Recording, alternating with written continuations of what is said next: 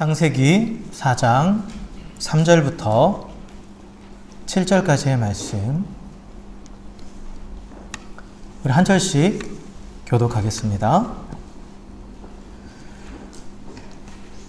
세월이 지난 후에 가인은 땅의 소산으로 제물을 삼아 여호와께 드렸고, 아벨은 자기도 양의 첫 새끼와 그 기름을 드렸더니 여호와께서 아벨과 그의 제물을 받으셨으나 가인과 그의 제물은 받지 아니하신지라 가인이 몹시 분하여 안색이 변하니 여호와께서 가인에게 이르시되 내가 너의 어느 것이 되며 안색이 변하는 어찌 되리냐. 이렇게 있습니다. 내가 선을 행하면 어찌 낯을 들지 못하겠느냐.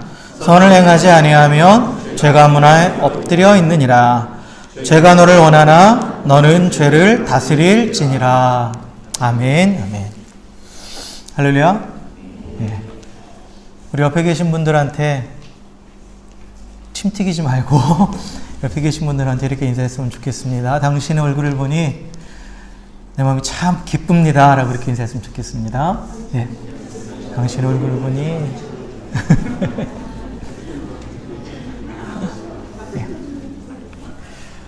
네, 거의 4개월 만에 이렇게 우리가 함께 모여서 예배를 드리게 된 것 같습니다. 4개월 동안 어떻게 잘들 지내셨죠? 네. 하나님의 은혜로 또 이렇게 우리가 이 4개월을 잘 보낸 것 같아요. 물론 아직도 또 완전히 해결되지는 않았지만 그래도 이제 거의 일상들이 회복되어 가고 있는 단계에 있는 것이 참 감사한 것 같습니다. 그래서 이번 사태를 통해서 평범한 일상이 얼마나 감사한 건지에 대한 것들을 우리가 다시 한번 깨닫게 되는 것 같고, 또 무엇보다도 함께 이렇게 모여서 뭔가를 할 수 있다라는 게 큰 복이다라는 생각을 하는 것 같아요. 왜 인류학자들이 그러잖아요. 사람은 사회적 동물이다 라는 그런 표현을 쓰지 않으니까 혼자서는 살 수 없다 라고. 혼자서 이렇게 있으면 뭔가 다 모든 게 주어져 있고 혼자 있으면 될 것 같은데 그렇게 못 산다라는 거죠. 인간은 그렇게 살 수가 없다라는 거죠.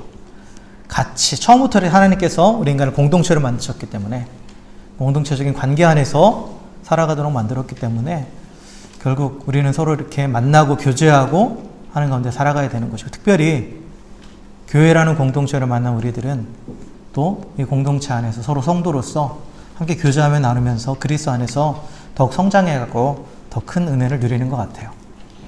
비록 우리가 떨어져 있어서 또 각자의 자리에서 예배해야만 했지만 또 이렇게 함께 모여서 또 예배할 수 있게 하신 하나님께 다시 한번 감사드리고, 또 계속해서 우리가 함께 모여서 교제하는 가운데에 또 말씀을 나누고 예배하는 가운데 우리가 더욱더 그리스도에게까지 자라가면서 또 이 땅 가운데에 또 선한 영향력을 끼쳐가는 온전한 성도들로 우리가 세워져 가기를 주의 이름으로 간절히 축원합니다.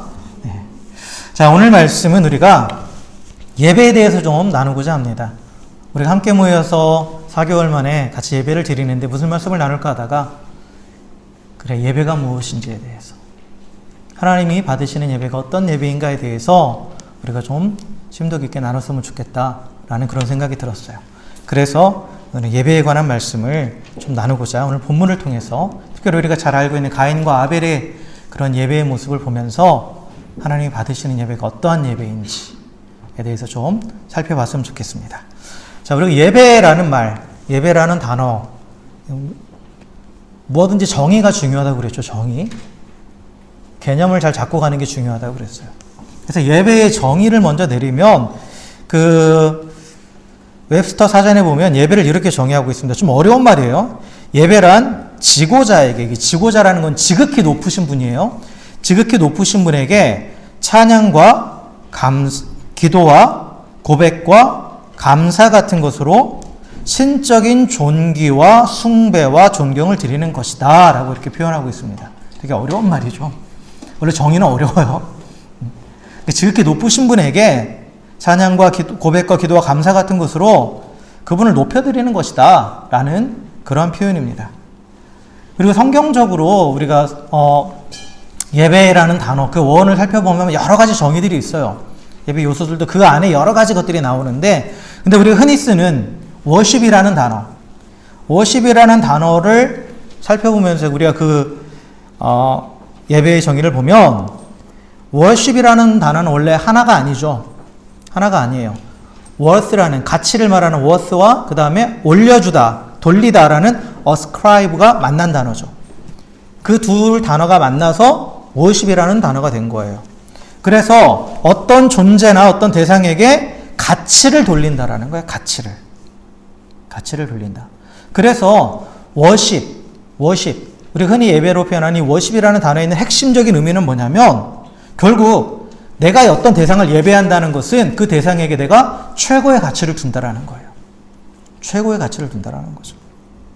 그래서 예배란 최상의 존재에게 최고의 가치를 드리는 것이고, 그래서 우리가 하나님께 예배한다고 했을 때 하나님께 예배한다는 것은 최상의 존재이신 하나님께 우리의 최고의 가치를 드리는 것이 바로 하나님께 예배드리는 것입니다. 예배드리는 거예요. 이렇게 성경은 우리에게 예배에 대해서 가르치고 또 예배하라고 끊임없이 우리에게 말씀을 하죠. 그렇다면 왜 우리가 예배를 해야 되는가요? 왜 예배를 해야 되는가에 대해서 알아야 되겠죠. 그래서 예배는 신학적인 의미나 여러 가지 의미들을 가지고 좀 정의를 내렸지만, 그러나 본질적인 예배는 뭐냐면 하나님과의 소통이에요. 하나님과의 소통. 하나님께 내 가치를 올려드리고 또 하나님과 관계 앞으로 나아가는 것. 이게 바로 예배인데, 그래서 우리가 왜 하나님과 소통해야 되는가, 곧 왜 예배해야 되는가는 왜 하나님과 소통해야 되는가에 대한 질문이 되는 거죠. 성경에 보면 하나님께서 아담과 하와를 만드시고 그들에게 하나님께서 명령을 하세요. 생육하고 번성하고 땅에 충만하고 땅을 정복하고 땅을 다스리라 라는 창세기 1장 28절의 명령이 있었죠. 그렇죠? 그래서 하나님이 만드신 다른 모든 피조물들을 다스리는 권세를 주시고 그걸 다스리라고 명령을 하셨어요. 사실 이것이 우리에게 주신 사명입니다. 똑같이 동일하게 우리에게 주신 사명이에요. 그래서 그것들을 다스림을 통해서, 근데 그 다스리는 방법을 하나님께서 우리가 주신 게 뭐냐면 하나님의 형상이에요. 하나님의 형상을 가지고 하나님이 만드신 그 피조물들을 다스림을 통해서 뭐를 드러내냐면 하나님을 드러내는 것. 이게 우리에게 주신 사명이에요. 그런데 그 사명을 감당하기 위해서는 하나님의 형상을 지속적으로 유지해야 되고, 그 하나님의 형상을 유지하는 길이 바로 예배입니다. 하나님과 소통하는 거죠. 하나님과 소통을 해야 지속적으로 하나님의 형상을 유지할 수가 있는 거예요. 그래서 하나님과 깊이 교제하자고 하나님께서 우리에게 말씀하시는 겁니다. 그래서 하나님과 소통을 통해서 하나님의 뜻을 알고 또 다스릴 능력을 부여받아서 주신 사명대로 이 땅을 다스리면서 또한 하나님을 드러내는, 이 땅 가운데 하나님의 나라를 이루어가는 그런 삶을 살 수 있게 되는 거죠. 결국 하나님께서 우리 가운데 예배하라고 하신 목적은 예배를 통해서 하나님이 주신 그 사명을 감당하라고, 그렇게 우리에게 예배하라고 명령하신 거죠. 그런데 아담과 하와가 에덴 동산에서 하나님을 예배하며 지냈지만, 그러나 그들이 죄를 지었을 때, 하나님처럼 되고자 해서 범죄했을 때 하나님 관계가 끊어졌죠. 하나님 관계가 끊어졌어요. 그래서 더 이상 이제 하나님을 예배할 수 없게 된 거예요. 더 이상 하나님을 예배할 수 없습니다. 여러분, 불신자들은 하나님을 예배할 수 없어요. 원론적으로. 하나님 관계가 완전히 단절되어 있기 때문에 하나님을 예배한다고 하면서도 예배할 수 없습니다. 그걸 아셔야 돼요. 그래서 하나님을 예배할 수 없게 됐으니까 그 예배를 못하는 걸로 끝난 게 아니라 문제가 뭐냐? 이제 하나님으로부터 그 하나님이 주시는 그 권세를 누리지 못하게 되는 거예요. 하나님이 주신 권세를 소통하지 못하니까 지속적인 하나님의 형상을 유지하지 못하고 하나님의 형상이 깨져버렸죠. 그래서 다스리는 권세를 누리지 못하는 거예요.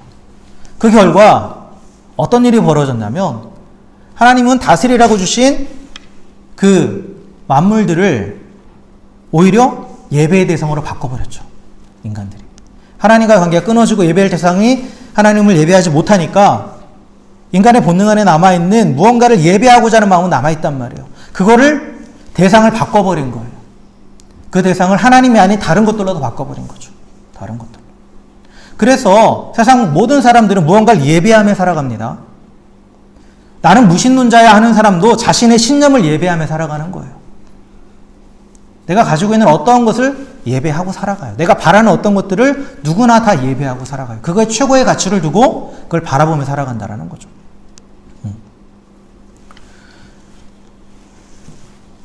그래서 이 하나님과 관계에 깨진 인간들이 결국 다스려야 될 세상을 우상으로 만들어서 그것을 예배하는 그런 모습을 보면서 하나님께서 예수님을 이 땅 가운데 보내주셨죠.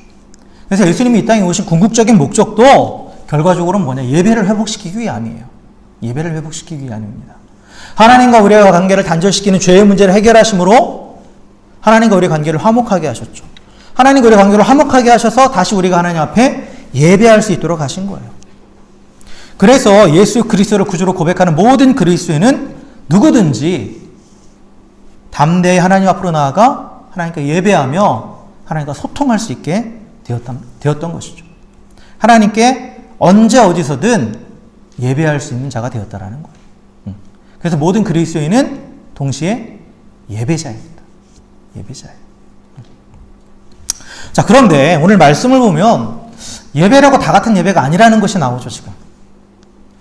다 같은 예배가 아니라는 거예요. 하나님이 받으시는 예배가 있고 하나님이 받지 않으시는 예배가 있다라는 거예요. 그래서 가인의 예배와 아벨의 예배를 지금 대조하고 있죠. 대조하고 있습니다. 자, 그럼 가인의 예배와 아벨의 예배가 어떠한 차이점이 있는가? 그리고 그럼 나는 어떠한 예배를 드리고 있는가? 그리고 하나님이 원하시는 예배는 무엇인가? 라는 부분을 오늘 본문을 통해서 또 여러 가지 다른 말씀들을 살펴보면서 심도 있게 오늘 나누고자 합니다. 자, 먼저 오늘 본문을 보면 가인과 아벨이 둘 다 하나님 앞에 예배를 드렸죠. 하나님께서 예배하라고 하셔서 예배를 드린 거예요. 그런데 분명히 성경은 뭐라고 말하냐면 4절과 6절에 보면 여호와께서 아벨과 그의 제물은 받으셨으나 가인과 그의 제물은 받지 않으셨다라고 그렇게 되어 있습니다. 그렇죠? 한마디로 가인의 예배는 받지 않으시고 아벨의 예배는 받으셨다라는 거예요. 어떤 차이점이 있었길래? 이제 성경을 보면 차이점은 딱 하나예요. 뭐가 나옵니까? 제물이 달랐죠? 제물이 달랐어요. 가인은 뭘로 드렸습니까? 땅의 소산, 즉 곡식으로 드렸고 아벨은 양으로 드렸어요. 결국 이 예물의 차이가 하나님이 받으시는 예배였느냐 아니었느냐를 결정시키는 어떤 중요한 하나의 포인트였다라는 거죠. 근데 이제 이 부분을 보면서 그러면 하나님은 채식은 싫어하시고 육식을 좋아하시기 때문에 가인의 예배는 받지 않고 아벨의 예배는 받으신 것인가? 라고 그렇게 생각할 수 있겠죠. 근데 우리가 여기서 눈여겨봐야 될 게 뭐냐면 아까도 제가 읽으면서 강조했던 부분인데 하나님이 예배를 말할 때 뭐라고 얘기했냐면 가인과 그의 제물 이렇게 말씀하시고 아벨과 그의 제물 이렇게 말씀하세요. 그래서 가인과 그의 제물은 받지 않으시고 아벨과 그의 제물은 받지 않으셨다라고 그렇게 얘기하고 있죠. 이건 뭐를 얘기하고 싶은 부분이냐면 제물 그 자체가 무엇을 의미하는 거냐면 제물을 드리는 그 사람을 의미한다라는 거예요. 그렇죠? 제물을 바치는 그 사람을 대표하는 것이 바로 예물이라는 거예요. 제물이라는 거죠. 그래서 가인과 그의 제물, 아벨과 그의 제물 이렇게 해서 둘을 하나로 묶어버리는 거예요. 제물과 그 사람을 하나로 묶어서 동일시하고 있다는 거죠. 그래서 하나님은 어떤 제물을 드렸느냐 이것을 통해서 그 사람이 어떤 사람인가를 보신다라는 거예요. 그 사람이 어떤 사람인가. 그래서 제물과 예배자는 하나이고 이 제물이 이 예배자를 대변한다라는 거죠. 자, 그렇다면 곡식이 가지고 있는 의미는 뭐고 양이 가지고 있는 의미는 무엇이냐 라는 거예요. 뭐 우리가 나중에 그 레위기에 보면 제사제도 쭉 나오는데 그럼 피의 제사만 하나님이 받으시느냐 곡식의 제사는 받지 않으시느냐 이상한데 레위기에 보면 곡식의 제사도 나오는데 그런 식으로 접근하면 해결되지 않는 부분이에요. 단순히 양과 곡식에 접근하는 것이 아니라 아까도 말씀드렸지만 그 사람에게 초점을 두셔야 된다는 거예요. 양으로 대변되는 아벨의 모습과 곡식으로 대변되는 가인의 모습을 보셔야 된다는 거예요. 그렇다면 곡식은 가인의 어떠한 모습을 보여주고 양은 가인의 어떠한 모습을 보여주는가라는 거죠. 이게 중요한 거죠. 이거에 대해서 히브리서에 보면 이 부분을 가인과 아벨의 제사를 예배를 이렇게 설명하고 있습니다. 히브리서 11장 4절에 믿음으로 아벨은 가인보다 더 나은 제사를 하나님께 드림으로 의로운 자라 하시는 증거를 얻었으니 하나님이 그 예물에 대하여 증언하심이라. 그가 죽었으나 그 믿음으로써 지금도 말하느니라 라고 이렇게 되어 있죠. 그래서 지금 히브리서 11장 4절의 말씀을 보면 아벨이 예배를 드렸는데 믿음으로 드렸다라고 말해요. 그런데 그 믿음을 뭐가 증거한다고요? 그 제물이 증거한다고요. 그 제물이. 그래서 아벨이 드린 제물, 그 양은 단순한 한 마리의 양이 아니라 하나님만을 향한 믿음의 표현이었다라는 거예요. 믿음의 표현이었다라는 거죠.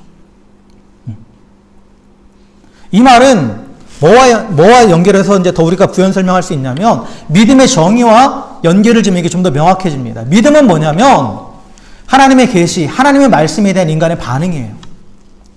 하나님의 말씀에 대해서 어떻게 반응하느냐가 믿음이에요. 그래서 하나님의 말씀에 대한 우리가 순종으로 반응하는 것, 그게 믿음이죠. 그게 믿음의 실체입니다.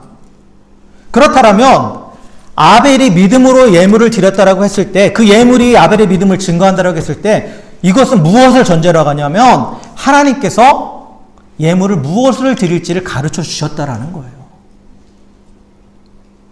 하나님이 가인과 아벨에게 예배할 때 예물을 양을 드리라고 얘기하셨다라는 걸 전제하는 거예요, 지금. 가르쳐 주셨다라는 거죠. 어떤 이유에서인지는 몰라요. 그건 중요하지 않아요. 그건 중요하지 않습니다. 하나님이 말씀하셨다라는 게 중요한 거예요. 말씀하셨다라는 거죠. 그래서 그 말씀에 대해서 아벨은 믿음으로 반응한 거예요. 그래서 그 말씀대로 한 거예요. 그 말씀대로 한 겁니다. 그래서 그것이 하나님을 향한 믿음의 증거라는 거예요. 그런데 가인은 어떻게 했습니까? 말씀대로 하지 않은 거예요. 말씀대로 하지 않았다라는 거예요. 근데 오늘 앞에서 우리가 읽지는 않았지만 2절에 보면 아벨은 양치는 자고 가인은 농사 짓는 자니까 그걸 가지고 우리가 합리화시킬 수도 있어요. 뭐 가인은 농사 짓는 사람인데 곡식으로 드리면 안 돼요? 안 돼요. 하나님이 원하시는 대로 하는 거예요. 하나님이 원하시는 대로. 그게 믿음이라는 거죠. 그게 믿음이라는 거예요. 하나님이 말씀하시는 대로 하는 것이라는 거죠. 말씀하시는 대로. 그러니까 이 아벨은 양을 드렸다라는 것은 하나님 말씀하신 그대로 했다라는 거예요. 그대로 했다라는 거고, 가인이 곡식을 드렸다는 그대로 하지 않았다라는 거예요. 만약에 하나님이 아벨과 가인에게 곡식으로 예배드려라, 곡식을 제물로 해라 했다면 아벨은 그렇게 했을 거예요. 아벨이 양치는 자라서 양을 드린 게 아니에요. 양치는 자라서 양을 드린 게 아니라는 거예요. 나한테 있는 거 가지고 드린 게 아니라는 거예요. 하나님이 양으로 제물로 바쳐라라고 했을 때 가인이 그렇게 할 수 있었을까 없었을까요? 있었죠. 왜요? 자기 동생이 양측인데. 자기가 가지고 있는 곡식과 얼마든지 바꿀 수 있죠. 바꿀 수 있어요. 근데 그렇게 하지 않은 거예요. 자기 생각대로 한 거죠. 자기 생각대로.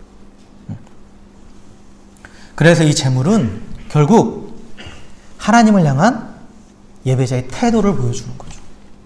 가인과 아벨의 태도를 적나라하게 보여줬다라는 거예요. 그래서 가인은 하나님을 경외하지 않은 거죠. 예배를 받지 않으셨을 때 가인의 반응을 보세요. 어떻게 합니까? 분노하죠. 여러분, 분노한다라는 건 어떤 의미가 있습니까? 누군가에게 내가 분노한다. 남편한테 분노한다. 어느 때 분노해요? 남편이 잘못했을 때 분노하는 거죠. 그렇죠? 내가 잘못했는데 분노하진 않아요. 내가 잘못했을 때 분노하는 걸 적반하장이라고 하는데 양심이 있으면 그러진 않죠. 가인이 분노했다라는 건 뭐예요? 나는 제대로 예배 드렸는데 하나님이 받지 않았다라는 거죠. 철저하게 누구 중심이에요? 나 중심이에요. 나 중심. 내가 하고 싶은 대로 내 편할 대로 했는데 근데 왜 하나님이 안 받아줘? 하고 분노했다라는 거죠. 분노했다라는 거죠.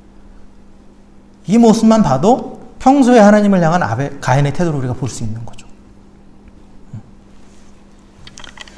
그래서 하나님께서 가인에게 말씀하시니 네가 선을 행했다라면 어찌 낯을 들지 못하겠느냐. 선이라는 게 뭐예요? 하나님의 계획과 하나님의 뜻대로 가는 게 선이에요. 모든 것에 있어서. 선을 행하지 않은 거죠. 근데 네가 왜 분노하는 게 말도 안 된다라고 말씀하시죠. 왜 분노하느냐? 정당하지 않다라고 말씀하시는 거예요. 근데 가인은 끝까지 자신이 옳다고 고집을 하는 거죠. 자신이 옳다고 고집을 하는 거예요. 그러니까 가인은 이 하나님을 향한 불량한 태도, 그것을 우리가 뭐라고 하냐면 불경건이라고 말합니다. 불경건. 그 불경건한 태도가 그 재물을 통해 나타난 거예요. 하나님이 말씀하신 대로가 아니라 내 마음대로, 내 편할 대로 재물을 준비했다라는 거죠. 그리고 또 땅의 소사는 뭐를 상징하냐면 사실 이 아담과 하와가 범죄한 이후에 땅이 저주받아서 그 노력한 것보다 소산을 다 못 낸다고 돼 있어요. 땀 흘려도 제대로 얻지 못한다고. 그런데 그럼에도 불구하고 내가 땀 흘려서 이만큼 얻었다라는 거예요. 그것을 하나님 앞에 드렸다라는 건 내가 이만큼 노력해서 얻은 거다. 그러면서 그 예배 자체를 내가 주도하는 거고, 그리고 그것을 통해서 내가 높임받고 싶은 거예요. 아, 너 수고했어. 애썼어. 그래, 잘했어. 라고 인정받고 싶었다라는 거죠. 그래서 결론적으로 아벨의 예배는 예배인 것 같지만 하나님을 향한 예배가 아니었다라는 거예요. 자신을 향한 예배였다라는 거죠. 자신을 향한 예배. 그러니까 하나님이 예배를 받지 않으시니까 자존심이 상한 거예요. 가인이 정상적이라면, 하나님 예배를 받지 않으셨으면 그거에 대해서 그 원인이 무엇일까?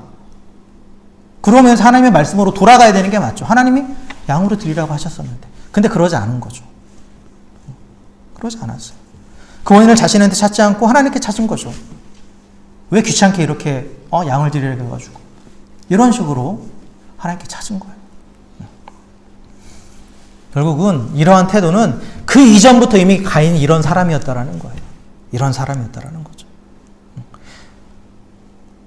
하나님을 평가하는 자였다라는 거죠. 자신이 하나님보다 높아져 있는 자였다라는 거예요. 그러나 반대로 아벨은 하나님 말씀하신 그대로 순종했다라는 거예요. 말씀하신 그대로. 그래서 하나님이 어떠한 재물을 요구하셨어도 아벨은 그대로 했을 거예요. 아벨은. 그래서 철저하게 하나님이 주도하시고 하나님만 높이는 예배를 드렸다라는 거죠. 그래서 가인의 예배를 그리고 가인을 사도 요한은 이렇게 평가합니다. 요한일서 3장 12절에 가인같이 하지 말라. 그는 악한 자에게 속하여 그 아우를 죽였으니 어떤 이유로 죽였느냐? 자기의 행위는 악하고 그 아우의 행위는 의로움이라 라고 이렇게 하죠. 가인이 악한 자라고 하면서 가인의 행위가 악했다라고 하죠. 여기서 성경에 보여져 있는 가인의 행위는 뭐예요? 하나님께 예배했던 그거예요. 그게 악한 행동이었다라는 거예요. 그리고 그 아우는 의로운 행동이었다라는 거죠. 악과 의, 죄와 의의 차이점은 의는 하나님께 연결되어 있는 거고 죄는 하나님과 단절이에요. 그리고 하나님과 완전히 반대되는 것이 악이에요. 그러니까 가인은 그러한 자였다라는 거예요. 그러한 자였다라는 거죠. 그래서 결국 가인의 예물은 가인이 악인임을 증명하는 거고 아벨의 예물은 아벨이 의인임을 증명해주고 있는 것이죠. 그래서 우리가 알 수 있는 건 뭐냐? 하나님이 받으시는 예배는 어떤 예배냐? 의인의 예배라는 거예요. 의인의 예배.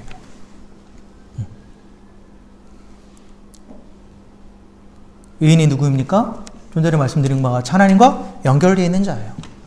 하나님과 어떻게 연결되어 있어요? 하나님의 말씀에 믿음으로 반응함으로써 연결되어 있는 자예요. 악인은 누구입니까? 하나님께 등 돌린 자예요. 계속해서 하나님과 반대로 가는 사람이에요. 하나님의 말씀을 무시하는 자죠. 그래서 하나님이 받으시는 예배는 의인의 예배라는 거예요. 하나님과 연결되어 있는 예배. 연결된 자의 예배라는 거죠. 자, 그렇다면 우리가 어떻게 하면 의인의 예배를 드릴 수 있는가? 하나님이 받으시는 예배를 드릴 수 있는가? 이거에 대해서 예수님께서 요한복음 4장 23절에서 24절까지 말씀을 통해서 우리에게 가르쳐 주시는 게 있습니다. 요한복음 4장 23절에서 24절을 보면 아버지께 참되게 예배하는 자들은 영과 진리로 예배할 때가 오나니 곧 이때라. 아버지께서는 자기에게 이렇게 예배하는 자들을 찾으시느니라. 하나님은 영이시니 예배하는 자가 영과 진리로 예배할지니라 라고 되어 있죠. 하나님이 찾으시는 예배자, 하나님이 받으시는 예배는 뭐라고요? 영과 진리로 예배하는 사람, 영과 진리로 드리는 예배를 받으신다고요. 그렇죠? 자, 그렇다면 영과 진리로 예배를 드린다라는 것이 어떤 의미일까? 라는 것을 볼 때 영은 사실 본래적인 의미는 하나님의 영 성령이에요. 그런데 또한 우리가 예배와 관련돼서 어떤 의미로도 해석할 수 있냐면 예배하는 자의 영으로도 해석할 수 있어요. 예배하는 자. 그래서 예전에는 신령과라는 그런 표현을 썼어요. 물론 이게 원어적인 것을 완벽하게 해석하는 뜻은 아니에요. 그러나 여기서 파생되는 하나의 의미를 우리가 찾아볼 수 있는 게 뭐냐면 먼저는 이게 이 영을 예배를 드리는 하나님의 예배자의 영으로 우리가 해석했을 때 영은 인간 존재의 핵심이에요. 그렇죠? 영은 우리 존재의 핵심입니다. 그리고 진리는 뭡니까? 하나님의 말씀이에요. 그렇다면 영과 진리로 예배한다는 건 뭐냐? 내 전 존재를 다해서 하나님의 말씀을 가지고 예배하는 자. 즉 나의 전 존재를 하나님의 진리, 하나님의 말씀에 담아서 드리는 예배자라는 거예요. 진리이신 하나님의 말씀에 나의 영을 담아서 드리는, 나의 전 존재를 담아서 드리는 예배자를 하나님께서 찾으신다라는 거죠. 그럼 말씀에 나의 전 존재를 담는다. 이건 어떤 의미예요? 말씀에 내 전 존재를, 나의 모든 것을 다해서 순종한다는 의미죠. 순종한다는 의미예요. 그래서 나의 전 존재로 하나님의 말씀에 순종하는 자를 하나님께서 찾으신다고 말씀하시는 거죠. 그런데 아까 우리가 의인을 얘기할 때 의인은 뭐라고 그랬어요? 하나님의 말씀에 순종하는 자라고 그랬어요. 결국은 영과 진리로 예배하는 것이 의인의 예배라는 거예요. 의인의 예배라는 거죠. 그것이 바로 하나님이 찾으시는 예배자라는 거예요. 그래서 의인은 철저히 하나님 말씀에 순종함으로 하나님이 받으시는 산 제물이 된다는 거죠. 살아있는 제물, 죽은 제물이 아니라 살아있는 제물. 로마서 12장 1절에 보면 너희 몸을 하나님이 기뻐하시는 거룩한 산 제사로 드리라. 이는 너희가 드릴 영적 예배니라 라고 말하죠.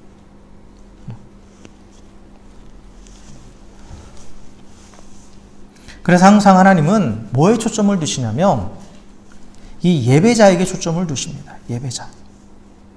이 예배자가 어떠한 자인가? 먼저 삶의 자리에서 하나님의 말씀에 순종하는 자. 그렇게 순종함으로 하나님께 연결되어 있는 의인의 모습을 먼저 요구하시는 거예요. 구약 성경에 보면 예배에 대해 하나님께서 내가 너희들 예배 너무 지겹다라고 하시는 말씀들이 많이 나와요. 특별히 이사야서나 이런 미가서나 또 뭐 여러 예언서들에 보면 그런 내용들이 많이 나옵니다. 그러면서 너희 예물들 지겨운데 내가 원하는 건 그게 아니다라고 말해요.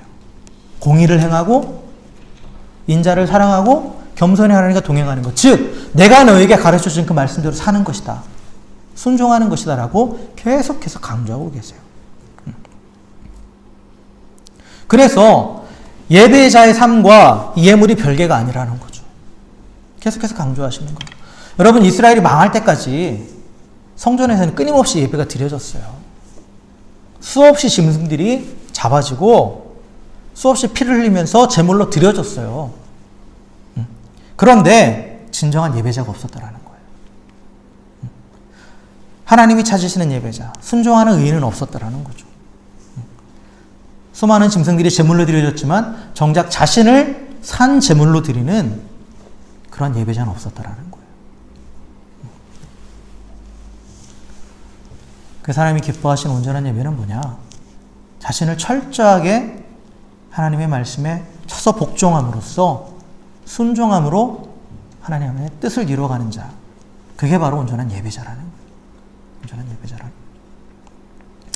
그래서 히브리서 13장 15절부터 16절까지에 보면 하나님이 기뻐하시는 온전한 예배에 대해서 이렇게 말하고 있습니다. 그러므로 우리는 예수로 말미암아 항상 찬송의 제사를 하나님께 드리자. 이는 그 이름을 증언하는 입술의 열매니라. 오직 선을 행함과 서로 나누어지기를 잊지 말라. 하나님은 이 같은 제사를 기뻐하시느니라 라고 말하죠. 그래서 여기에 하나님이 기뻐하시는 예배 세 가지 요소가 나와요. 첫 번째는 뭐냐면 하나님을 향한 요소인데 뭐냐? 항상 찬송하며 하나님을 증언하는 거예요. 즉 먼저 하나님께 초점을 두고 하나님의 하나님 되심을 선포하고 내게 행하신 모든 일들을 감사하는 거예요. 무엇보다 나를 구원하신 하나님을 감사하고 그분의 이름을 높여드리는 거예요. 이게 우리 흔히 말하는 경배입니다. 경배고. 하나님이 하나님 되심을 높여드리는 게 경배고, 하나님이 내게 행하신 일들을 선포하는 게 찬양이에요. 먼저 하나님을 향해서 그렇게 하라는 거예요. 그리고 두 번째는 뭐냐면 오직 선을 행하라는 거예요. 이건 나에게 초점을 두는 거예요. 나의 관점이에요. 뭐냐? 선이라는 건 뭐냐면 하나님 보시기에 좋았더라 라고 말하는 게 그게 선이에요. 하나님 보시기에 좋은 게 뭐예요? 하나님의 계획과 의도대로 되는 거예요. 하나님이 계획하시고 의도하신 대로 하나님의 영광을 나타내는 것이 선이에요. 그러면 선을 행한다라는 건 뭐예요? 하나님이 주도하시는 삶을 살아가는 거예요. 내 삶을 살아가는데 하나님이 원하시는 대로, 하나님이 계획하시는 대로 그렇게 살아가는 거예요. 세상은 순리를 말하죠. 순리를 따라 살아가라고. 우리는 하나님의 뜻을 따라 살아가는 거예요. 그게 선한 삶이에요. 그게 선을 행하는 거죠. 그래서 하나님이 계획하신 때에 하나님이 있으라 하시는 곳에 있고 하나님이 하라 하시는 일을 하는 것이 선을 행하는 겁니다. 그리고 마지막으로 세 번째 포인트가 뭐냐? 서로 나누어 주라. 이건 뭐예요? 이웃을 향한 관점이에요. 이웃을 향해서. 그래서 예배는 우리가 다른 사람들에게 하는 행동을 통해서 나타난다라는 거예요. 특별히 형제 자매된 그리스도인들과 서로 사랑을 나누고, 그리고 또한 그리스도 밖에 있는 자들, 불신자들에게 뭘 나누는 거예요? 복음을 나누고, 그리고 사람들의 또한 육체적인 필요를 채워주는 것. 이게 바로 서로 나누어주는 거예요. 서로 나누어주는 것. 그래서 하나님이 받으실 만한 예배는 뭐냐? 베풀고 나누는 사랑이라는 거죠. 나눔이 예배의 행위라는 거예요. 그리고 온전한 예배자의 모습은 나누는 삶이라는 거죠. 하나님을 찬양하는 것, 선을 행하는 것, 다른 사람들과 함께 나누는 것이 모두 합당한 하나님이 기뻐하시는 영적 예배라는 거죠. 그래서 결국은 예배의 개념에 뭐를 끌어들이는 거예요? 삶의 모든 활동을 끌어들이는 거예요. 예배를 단순한 이벤트로 만드는 게 아니라 삶의 모든 행동이라는 거죠. 삶의 모든 행동. 그래서 예배의 삶을 분리하는 게 아니라 동일시하고, 삶의 모든 순간이 예배의 순간이고, 삶의 모든 공간이 예배의 자리라는 거예요. 성도는 예배 활동에 전념해서 삶의 모든 순간 모든 사람에게 선을 행하고 우리의 축복을 이웃과 나누며, 또한 모든 선과 축복의 근원이신, 복의 근원이신 하나님을 찬양하는 일에 전념하는 그러한 열망으로 타오르는 것이 온전한 예배자, 온전한 성도의 모습이라는 겁니다. 사랑하는 여러분, 주일 예배만이 아니라 우리 삶의 전부가 예배라는 사실을 확신하시기 바랍니다. 그래서 예배는 우리 삶의 모든 순간과 모든 요소 가운데 있는 우리의 모든 감정, 우리의 모든 생각, 우리의 모든 말과 모든 행동이 다 예배라는 거예요. 그래서 바울이 로마서 12장 1절에서 말한 너희 몸을 하나님이 기뻐하시는 거룩한 산 제물로 드리는 거예요. 삶의 모든 영역에서.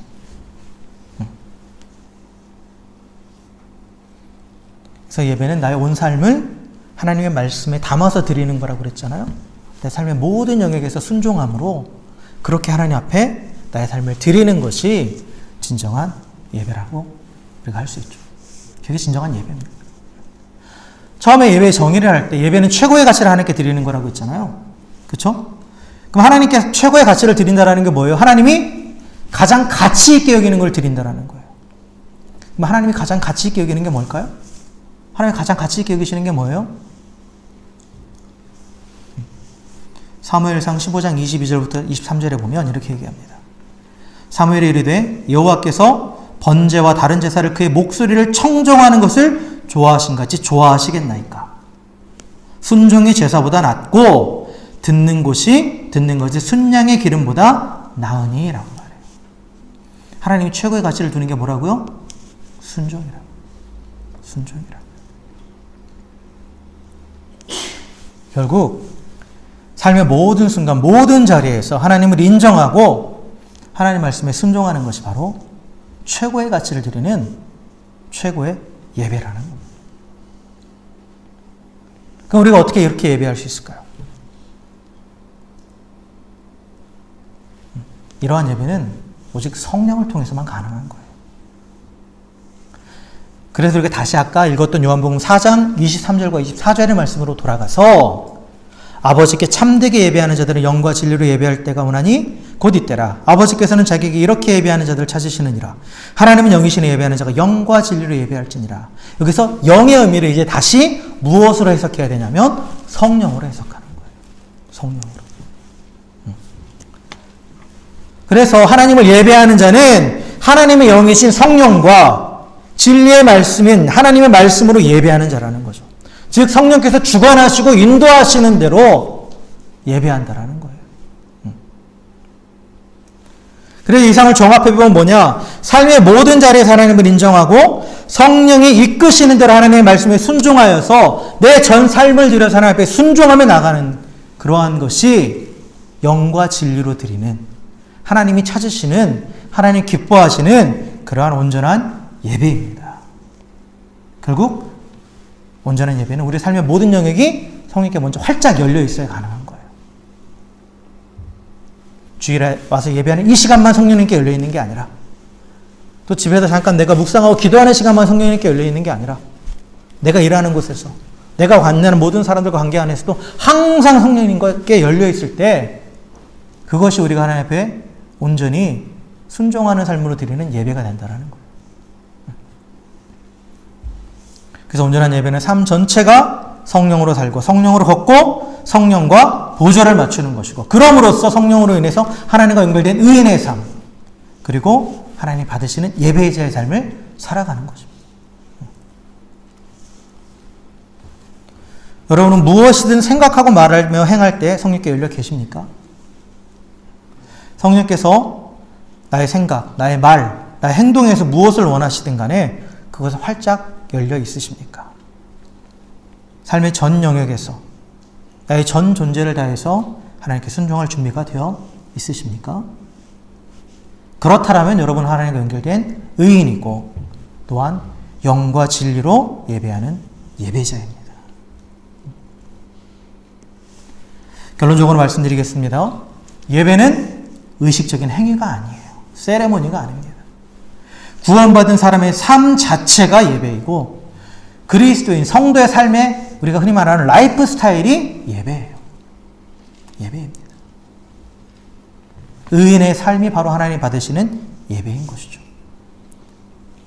하나님과 늘 동행하며 소통하는 삶, 성령 안에서 하나님과 하나 된 삶, 그것이 하나님이 받으시는 온전한 예배입니다. 삶에서 실천되지 않는 것은 예배가 아닙니다. 예배는 이벤트나 콘서트가 아니라 하나님과의 지속적인 관계입니다. 성령님께 항상 열려 있으십시오. 성령님을 통해 주시는 하나님 말씀에 순종함으로 하나님이 기뻐하시는 거룩한 산 제물이 되시기를 주의 이름으로 축원합니다. 그래서 삶의 모든 자리에서 영과 진리로 예배하는 예배자, 하나님이 찾으시는 그러한 예배자가 되기를, 그러한 저와 우리 은혜교회 모든 성도님들 되시기를 주님의 이름으로 간절히 축원합니다. 우리 시간 함께 찬양하기 원합니다. 찬양의 가사를 잘 생각하시면서 우리가 서 있는 이곳이 예배하는 자리이고 내가 어디서든 하나님을 향해서 하나님을 예배하는 예배자가 되기를 원합니다. 그렇게 소망하면서 함께 하나님 앞에 고백했으면 좋겠습니다.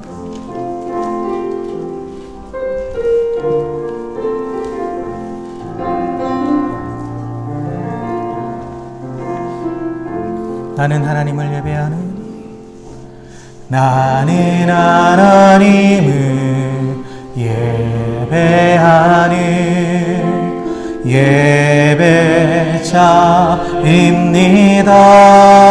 예배자입니다. 내가 서 있는 곳 어디서나 하나님을 예배합니다. 내 영혼 거룩한 은혜를 향하여 내 마음 완전한 하나님 향하여 이곳에서 바로 이 시간 하나님을 예배합니다.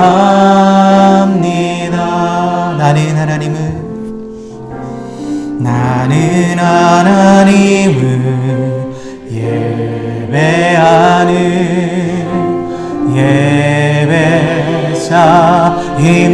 예배자입니다. 내가 서 있는 곳 어디서나 하나님을 예배합니다.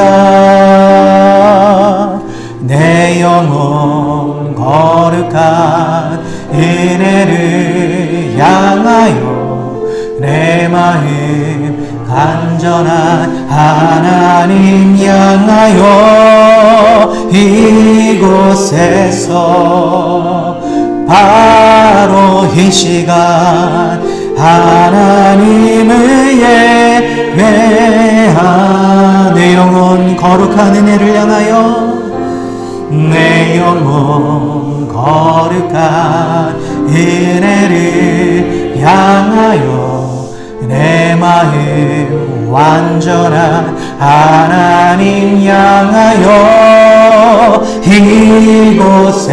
이곳에서 바로 이 시간 하나님을 예배합니다. 우리 하나님께 나눈 말씀을 기억하면서 작은 소리로 좀 결단하며 기도했으면 좋겠습니다. 하나님이 찾으시는 예배자, 영과 진리로 예배하는 예배자, 내 전 삶을 하나님의 말씀에 담아드리며 또한 하나님의 영으로 인도하심을 받아서 순종함을 통해서 의로운 자의 삶을 살아감으로 하나님이 기뻐하시는 예배자가 되기 원합니다. 내가 언제 어디서든 무엇을 하든 성령 안에서 하나님과 연결되어서 그 하나님을 예배하는 순종함으로 하나님을 기쁘시게 하는 그런 삶이 되기 원합니다. 그러한 예배자로 소개해달라고 우리 성령의 충만함을 구하면서 함께 기도하기 원합니다. 다 같이 기도하시겠습니다.